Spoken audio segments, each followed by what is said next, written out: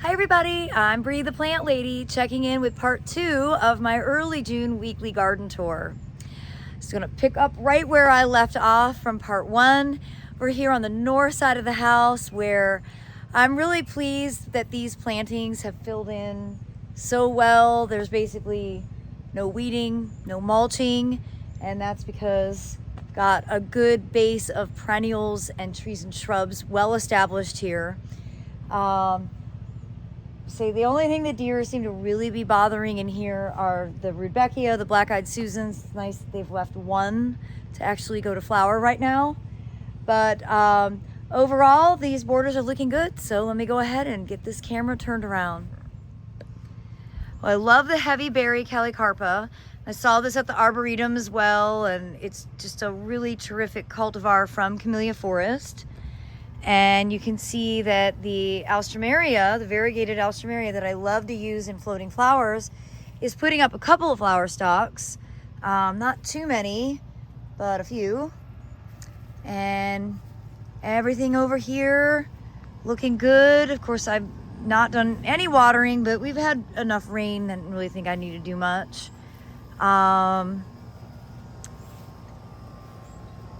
I had these wonderful master gardeners staying here this week, and we did dinners here in the garden, and then we went to Raleigh and visited gardens and nurseries, and we just had the most delightful time. It's kind of what my dream has been, to bring small groups to me so we can have really meaningful interactions and exchange ideas and information. It was so much fun walking the garden, looking at it through their eyes. And we had a great discussion about my obsession with Osmanthus. We all agree Kaori Hime is fantastic in every way. The deer are not allowing any of these Echinacea to bloom, like at all. And they're also doing a knock-up job of keeping this Phlox Bright Eyes trimmed back very effectively. And I did get a bunch of Carex moved over here.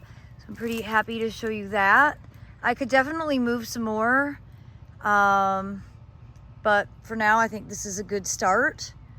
Just noticing that the Phlox up there has also been completely munched down. So yeah, the deer are definitely doing their jobs. Look, they're eating the Bridalveil Prunus mume. And they're even eating, and I know I should not be allowing this to grow, but they're even eating the oak that, I had cut down. This is the understock growing out. Yeah, the deer are just voracious. They've eaten all the oats from the wave. So this is a huge part of why growing grains here is becoming really challenging. But look, they don't eat carrots. Carrots look great. So maybe this just needs to be carrots from now on. Navigating the deer situation is just going to be a continuous headache. And I haven't done anything over here. I've just started collecting seed from this big front border, and I do need to get on the ball and get this cleared out, at least partially, because this is where we're going to be doing the class on Sunday. I have some really cool plants to put in to be able to show exactly how to create a foodscape. We have low maintenance vegetables, low maintenance, quote, eggplant, peppers, basil, and then we're gonna do a bunch of stuff from seed, including sesame and sorghum. And I'm gonna leave these clumps of grain for now, knowing that they will come out at, probably by the end of June. But I'm excited about getting this cleaned up, and if this isn't an Airbnb advertisement, I don't know what is. Look at that golden panther sprawled out, ready to welcome anybody, any visitors. She's like, this is my house. I still live here, and I like to greet everyone and make them feel welcomed. It's a hard life, but someone's got to do it. Well, I can't believe how much this bed has changed. You know, in 2020, I made a video about making this a strawberry bed, and now there's hardly any strawberries left because lemon balm and sedum and ajuga have just sort of taken over this bed. And the mangave pots with Delosperma look good. This bed's in a bit of a transition, but I'm gonna come through and harvest some more seeds and actually make a little pocket here. We'll be able to put some nice summer plants in. Also gonna do that with the class. So I really want these classes to be hands-on enough where the people are gonna go home and feel confident about how to manhandle these things and, you know, not second guess what they're doing. Now, I still need to get the greenhouse emptied. I don't know why I'm not getting more done. I just am not. But I had to show you guys these Rudbeckias, which I picked up last year at Magnolia Plantation. And I swear last year they were all the same. But now they're all three different. And I really love this one, this double form. And I don't think that it was a seedling, although who knows. But I love this so very much. And I also want to show that I have got a lavender that is alive, which seems like an impossibility, but it is. This is one that I was trialing for North Creek. I need to let them know, like, it has not died. It is still here. And of course, this Rudbeckia is great. And I think part of the reason that this is successful is the lavender. The deer tend not to eat lavender, and they don't like this Tagetes lemonii. It smells really bad. So for this moment at least, this is a really special spot in a border that otherwise is usually not all that interesting. Well, in another segment of what do deer eat? They eat Hydrangea paniculata. Now this has been planted since 2011, and they have never eaten it until this year. But what they don't eat, Penstemon smallii and Eucomis. So there's so much to learn, even though it's frustrating to have so much getting eaten. It's a lot to learn about their habits and what they will leave alone. And I just need to start leaning into the stuff that they're leaving alone. Well, I had to show you that we've got self-sown sunflowers that are starting to bloom, which is such a joy. I would definitely not be organized enough to have already gotten sunflowers planted, so this is from the seed bank. And then this cottage border is definitely starting to go to seed at this point, but I'm really loving it still. I'm excited to get in and do some cleanups, and you know, I'm not sure realistically if I'm gonna really get kohlrabi, although they are starting to form, so I might.